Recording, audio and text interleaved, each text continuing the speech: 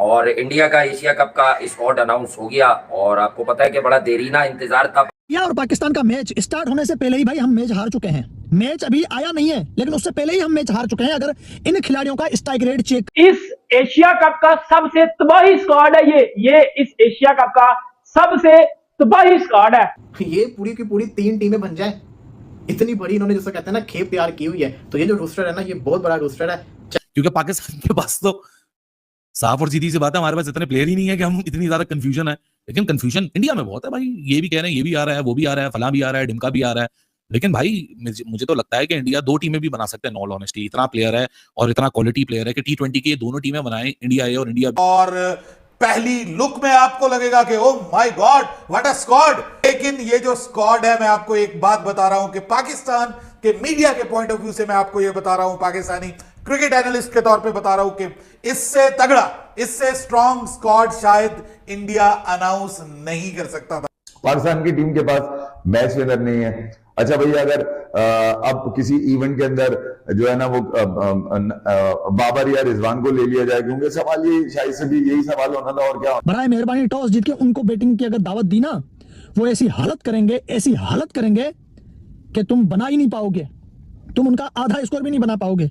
और अगर तुम लोगों ने पहले बैटिंग की तो वो तुम्हारा टारगेट 12-14 ओवर में ही चेस हो जाएगा। वो अपने यंगस्टर्स को मौका दे रहे हैं। हमारी तरह वो ये नहीं सोच रहे कि अब बाबर और रिजवान को फिर बुला लें क्योंकि हमारे यंगस्टर्स नाकाम हो रहे हैं। उनके जो यंगस्टर्स है ना, वो बड़े बन ठन के आते हैं भाई, पीछे से बड़े तराश खराश करके उनको लाया जाता है, अच्छी तरह से नरिश होते हैं, वो पूरे तैयार होते हैं इंटरनेशनल क्रिकेट के लिए, हाफ कुक्ड नहीं होते। हमारे रह गया ये इंडिया का, मैंने एशिया कप का रोस्टर देख लिया है। रोस्टर में आपको बता देता हूं, एक होता है स्क्वाड, एक होता है ये रोस्टर जिसके अंदर काफी सारे जो प्लेयर्स होते हैं ना, जो पूरी की पूरी आपके पास एक खेप होती है, उसमें से आपने 15 सिलेक्ट करने होते हैं। मैंने अपना सर पकड़ लिया, मुझसे 15 नहीं सिलेक्ट हुए ना वो इंडिया की तरफ है, क्योंकि मुझे लग रहा है कि इंडिया जीत जाएगा, क्योंकि इंडिया के पास जो प्लेयर्स हैं ना वो पाकिस्तान में नहीं है। जो सीधी मैं बात बताऊं ना, आप देखते ही आ रहे होंगे मैचेस जो है ना, ज्यादातर पाकिस्तान हारता ही आ रहा है, डाउन ही आता आ रहा है। ठीक है, कोई इसने ये नहीं कि परफॉर्मेंस नहीं दी कि भाई हमें इधर असरात नजर आए कि ये जीत जाएंगे, लेकिन इंडिया जो है ना उसकी परफॉर्मेंस ऑन टॉप जा रही है। दे चिका उससे नीचे वो बात ही नहीं कर रहे। ओपनर 190 160 से ज्यादा का स्ट्राइक रेट और हमारे वाले 130 और 120 से ज्यादा का स्ट्राइक रेट रखने वाले।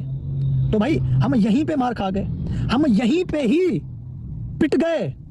हमारे खिलाड़ियों की मतलब वो कहानी सारी यहीं पे खत्म हो रही है। बस एंड में मैं यही कहूंगा कि भाई पहले बैटिंग करके जो बनाओ सो बनाओ, हाँ नाक मत कटवाओ। बराए मेहरबानी टॉस जीत के उनको बैटिंग की अगर दावत दी ना, वो ऐसी हालत करेंगे कि तुम बना ही नहीं पाओगे। तुम उनका आधा स्कोर भी नहीं बना पाओगे। और अगर तुम लोगों ने पहले बैटिंग की तो वो तुम्हारा टारगेट 12-14 ओवर में ही चेस हो जाएगा। हाँ, वो अभिषेक शर्मा याद है, इंग्लैंड ने पहले T20 मैच में टारगेट दिया था 132-134 का, 14-15 ओवर में चेस हो गया था। अभिषेक शर्मा ने 232 का स्ट्राइक रेट से 79 रन ठोके थे, 8 छक्के उसने मारे थे 34 बॉल के ऊपर।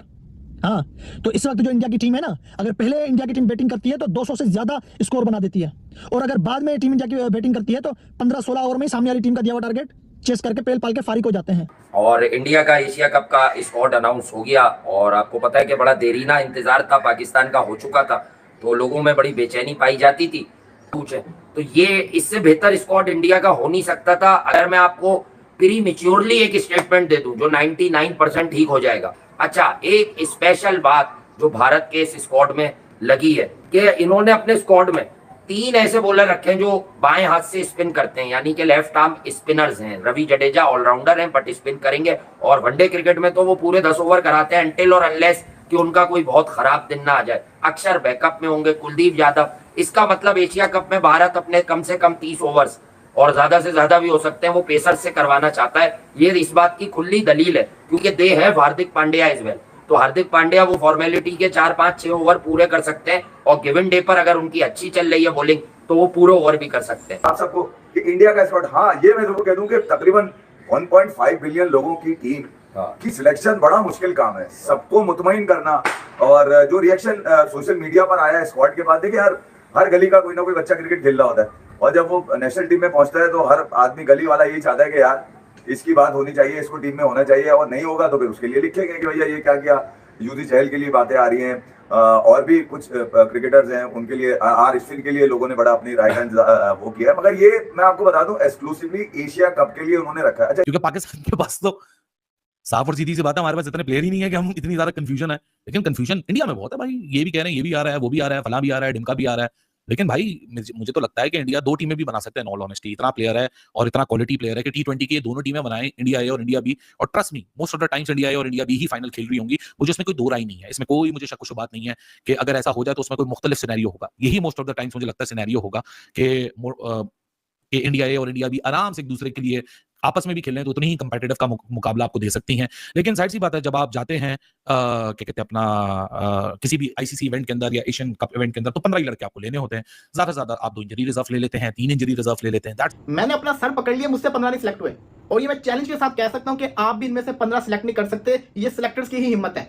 अब आप जरा एक दफा ये एशिया कप का इंडिया का 2025 का रोस्टर देखें, जिसके अंदर कौन कौन से प्लेयर शामिल हैं। ओपनर्स की अगर मैं बात करूं, अभिषेक शर्मा शानदार किस्म का इनका मॉडर्न डे क्रिकेट का ओपनर है। संजू सैमसन सेंचुरीज पे सेंचुरीज मार रहा है ओपनिंग करते हुए, ये भी शानदार प्लेयर है। यशस्वी जायसवाल हम सबको पता है कितना शानदार किस्म का प्लेयर है। शुभमन गिल जो कप्तान है, 4 ओपनर हो गए, चारों के चारों की टीम में जगह होना बहुत जरूरी है। फिर ईशान किशन, ये भी इनका शानदार किस्म का प्लेयर है, लेकिन आजकल टीम से बाहर है। ऋतुराज गायकवाड़, ये भी प्लेयर अच्छा है लेकिन टीम से गायब है। फिर आते हैं मिडिल ऑर्डर के ऊपर, सूर्या कुमार यादव कप्तान, तिलक वर्मा, दोनों के दोनों आउटस्टैंडिंग प्लेयर। केस अगर मैं बात करूं तो वरुण चक्रवर्ती T20 के लिए से लाजमी आएगा। साथ ही साथ रवि बिश्नोई भी आउटस्टैंडिंग परफॉर्मेंस दिखा रहे हैं, इसको लेना पड़ेगा। तो कितने हो गए ये? 11 और 2 13 हो गए। अब पेसर्स के ऊपर आ जाए। पेसर्स की अगर मैं बात करूं तो बुमराह को मैंने छोड़ सकते, चलो बुमराह एशिया कप के लिए अवेलेबल नहीं होता शायद।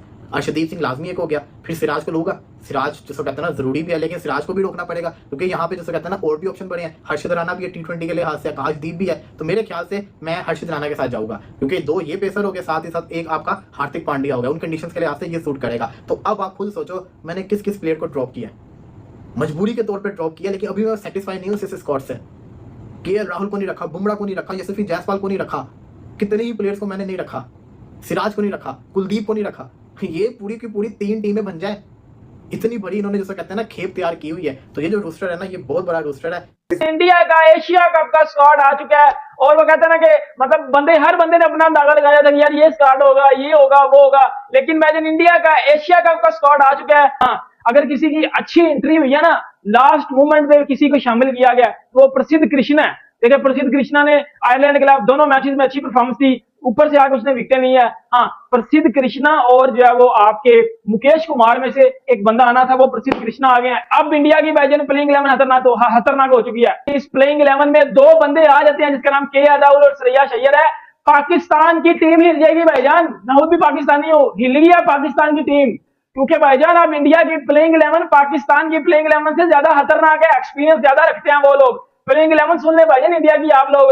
शुभमन गिल, रोहित शर्मा, विराट कोहली, चौथे नंबर पे आपके अय्यर आ जाएंगे, 5वें पे आपके KL राहुल आ जाएंगे, 6ठे पे आपके हार्दिक पांड्या, 7वें पे आपके जडेजा, 8वें पे कुलदीप और 3 फास्ट बॉलर सिराज, शामी और जसप्रीत बुमराह। ये इंडिया की प्लेइंग 11 है भाईजान। और पाकिस्तान की प्लेइंग 11 का मिडिल ऑर्डर के लोड़े लगे हुए हैं। पाकिस्तान की प्लेइंग 11 में जो मिडिल ऑर्डर है वो भाईजान उनके लोड़े लगे हुए हैं।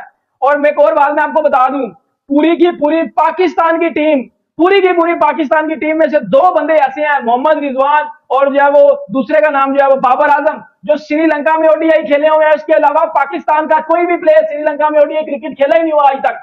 ये दोनों मिला के 7 मैचेस खेले हुए हैं, मोहम्मद रिजवान और बाबर आजम। इन दोनों के अलावा आज तक कोई बंदा भी ODI क्रिकेट श्रीलंका में नहीं खेला हुआ। तो टोटल पाकिस्तान की यंग साइड जा रही है। लेकिन जब इंडिया का तो ऐसा स्क्वाड है कि मतलब के बहुत तगड़ा मुकाबला है। मतलब कि जिस तरह से साई सुदर्शन ने IPL टॉप किया है, शुभमन गिल की प्लेइंग 11 में जगह नहीं बन रही, ऋषभ पंत टेस्ट का वाइस कप्तान जगह नहीं बन रही, और इंडियन मीडिया रिपोर्ट करे बुमराह को हम एशिया कप में रेस्ट देंगे। तो ये चल क्या रहा है बाबर भाई? मतलब कि इंडिया का T20 का स्क्वाड, आपको बहुत सारे लोगों का ये भी इल्जाम है ये टुल्ले शुल्ले हैं और ये दुबई में एक्सपोज हो जाएंगे।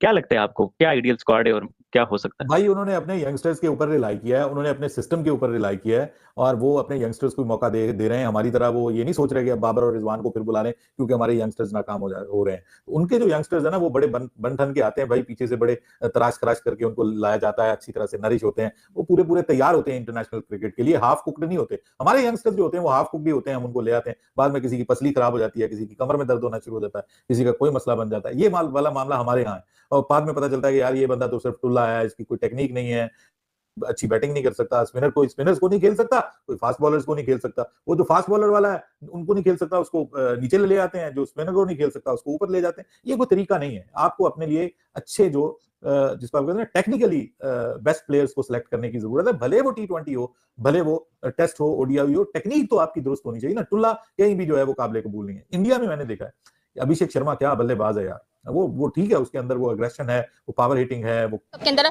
14 सितंबर को इंडिया पाकिस्तान का मैच देखने को मिलने वाला है। वहां पर हमें कमाल के प्लेयर्स नजर आना, सूर्य कुमार यादव, हार्दिक पांड्या, तिलक वर्मा, और अगर बॉलर्स की बात करें तो अर्शदीप सिंह, बहुत सारे बॉलर्स हैं, बहुत सारे बैट्समैन हैं। तो यहाँ पर क्या लगता है आपको कि 14 सितंबर वाला मैच हम जीत जाएंगे?